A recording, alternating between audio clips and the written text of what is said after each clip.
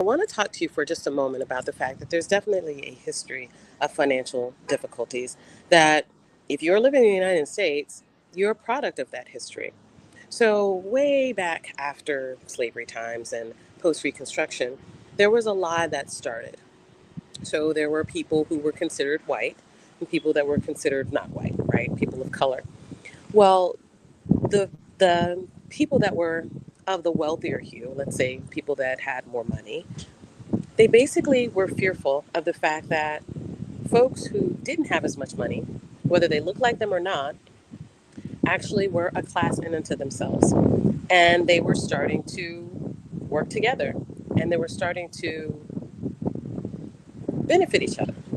And this was a problem for the wealthy elite at the time. And so they had a problem of fear, which is this group of people that are more than we are going to band together and they're going to call for accountability. And the wealth that we think that we have, we're actually going to lose that. So there are three levels of fear here. Level number one are the wealthy elite that have the money but are afraid to lose it. And so then they're using divisive terms to pit other people against each other. Category number two are the people that look like they're of a lighter hue, but have been told a lie that, hey, if you buy into things like white supremacy and neo Nazism, you're better than these other people, even though you don't have a whole lot of money. And even though there's not a lot of wealth in your life, you're told that you are wealthy um, by virtue of your identity, right? Your whiteness makes you valuable. Your whiteness makes you better for some people. That, unfortunately, is a lie that ends up keeping that people oppressed and allowing them to fear working with other people that maybe don't look like them.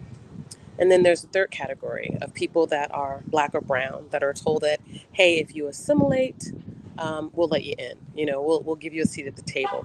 If you assimilate and you look like and act like us, right, by virtue of the adjacency to whiteness, then that's going to end up being a wealth revenue stream for you.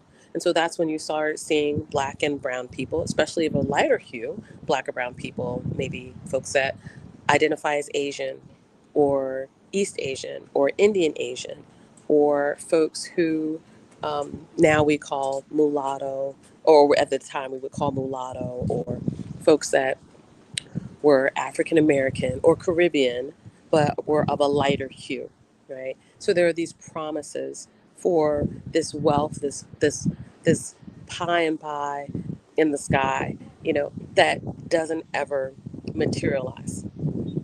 Well, for all three of these groups, what's the underlying issue? It's worry, anxiety, and fear.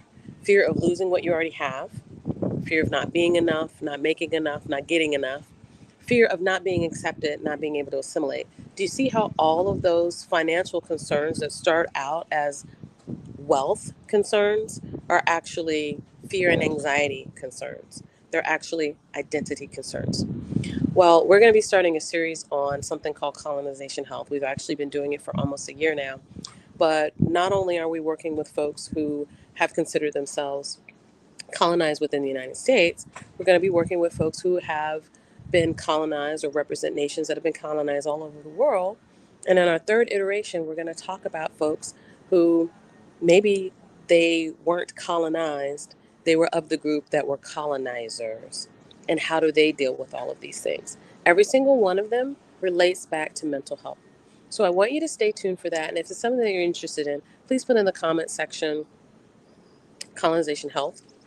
And we're going to talk about this. We're going to keep talking about this because at the end of the day, it might look like a financial problem, but ultimately, it's really an identity problem.